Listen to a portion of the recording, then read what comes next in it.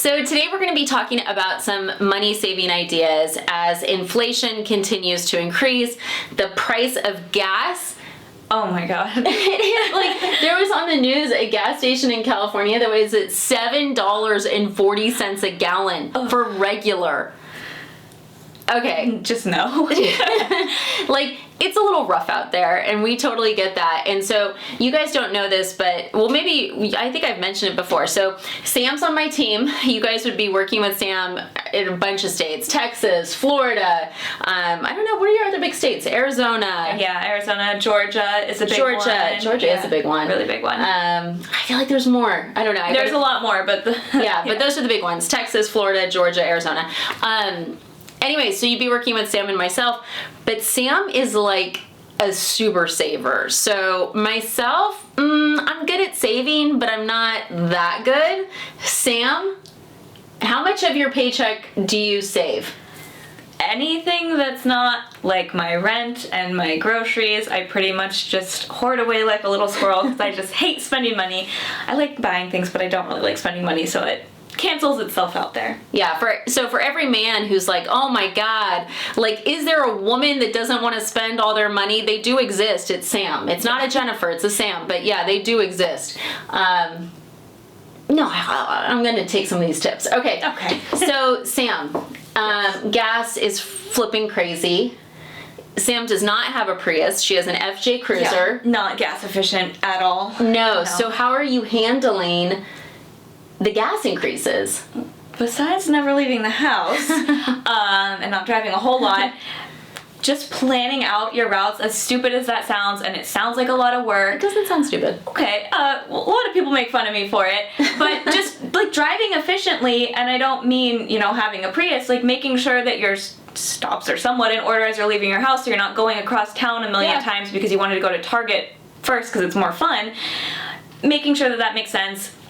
Doing things in an efficient way and just setting like, okay, Saturday I'm going to go out and do all my chores so I'm not driving across town and driving back home because I'm exhausted from going out grocery shopping one time, and just consolidating does save gas and money. Yeah, and I think we all do that a lot. Like, we're like, oh shoot, I've got to go to the grocery store. So you automatically hop in your car and you go to the grocery store, and then you go, oh no, I got to go get toilet paper at Target. Yeah. Okay, well, if toilet paper used to be cheaper at Target, with the cost of gas, depending on the distance from Target to the grocery store, it may be cheaper to buy it in the grocery store. So you may want to rethink where you buy stuff, because, the old concept of like, oh, well, I'll go to, in California, we have Costco. I'll go to Costco. Well, Costco's a 40-minute drive for me. So the money I would save on that, it's gone because of gas. So I think people really need to start thinking about that. Mm-hmm.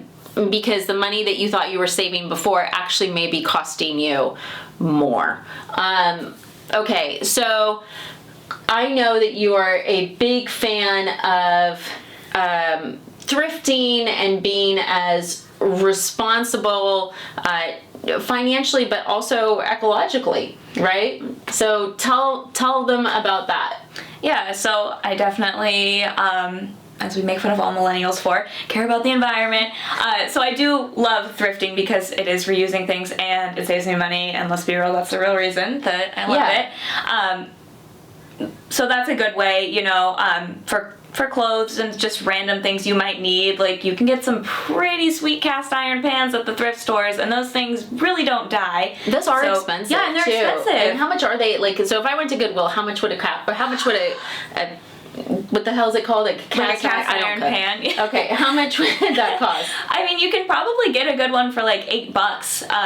And I mean, they're just cast iron. It's not like they really break. Yeah. So Sam had me impressed, and I was about to go to the local Goodwill, but then my husband was like, please don't, you'll just buy everything, just stay inside. This is better for you. True. But she's like, Jen, they have a boogie board for $2. Should I go buy it? And I was like, yeah, go buy it. Like, that's a great deal. Like, a boogie board, for anyone who's ever near a beach, like, why do you care if that's new? I don't care if that's new. Like, there's so many things, like, bikes for kids. Bikes for kids are so expensive. And with inflation and what we're seeing with, how we're treating other countries, all this stuff's going to get so much more expensive. Yeah, it really is. So, and Alyssa on our team's also a huge thrifting fan, and they both dress far better than I do. ever. So I think that's a really good one. Do you ever do, but you don't do Poshmark. Do you do Threads Up? I love ThreadUp. Yeah, I do a lot of ThreadUp, but it is bad because I probably shouldn't spend as much money there as I do. That is my vice. But then I justify it like, oh, it's thrifting and it's discounted, so it's okay. So okay. That's something to be aware of too. So ThreadUp is a great site to check out. Amazing. And you can sell your stuff on there too, which is another great way to do all of this. So like I sell a ton of my stuff on ThreadUp. I make a good amount of money off of it, but then it's really good to stop you if you like shopping, because you get an email and it's like, the top you spent $40 for, it says, congrats, your item just sold for $1.27. And you're like, oh. Meanwhile, Sam's on the other side. She's like, score! Yeah. Score! So it can be really great just to wake yourself up a little bit to like, oh my God, this stuff is basically useless after I put it on, right? Because we all put too much value on a lot of these things. Mm-hmm. Okay, so food. Oh. Food is so expensive right now. And then we're lucky in California because we have Trader Joe's. Do you think that Trader Joe's is, I haven't been there recently, but is it getting expensive too? I've always thought Trader Joe's is expensive, I'm not gonna lie. Oh my God, I thought Trader Joe's was discounted. Okay. I'm a big Winco girl. If you guys are familiar with Winco, I love Winco. Really? Yeah. The parking lots I have an issue with. That's part of the fun. It's like an experience. It's a rite of passage, really, to your frugal lifestyle. But those are mostly in Washington, right? We don't really have those in... I think they're like a West Coast thing. I haven't let us know if you guys shop there too. Are you guys Winco fans? Yeah. I've never been to one. They've got everything in bulk and it's all cheap and it's all the fake brand stuff, which I love. Okay, so you're walking in the grocery store, you see Pepperidge Farms or store brand goldfish. You're always going to go store brand. Store brand, yeah. What if it's only 2 cents cheaper? Probably still the store brand. Because I'm deep in it. Okay, so beyond finding your preferred place to shop, what else are you doing with because I know you're not just driving there and picking out whatever you want. There's no way. No, yeah, I always go with a list just because I know myself, like I'm pretty bad about impulse buying things and never go to the grocery store hungry. That's like the worst thing that you can do because then your brain will put things in the cart that you don't need, you just want right away. So 6 pounds of Oreos last 6 pounds of Oreos. That's always a good one. But avoiding like the end caps is a good thing too, because that's like the impulse buy stuff and like sugary snacks and chips. And if you're hungry, you just like dump it in the cart. It's only $3 and then it adds up. So going with a list and just avoiding the things that you know are marketing to get you on those impulse buys is a good way to save some money. Now, do you coupon?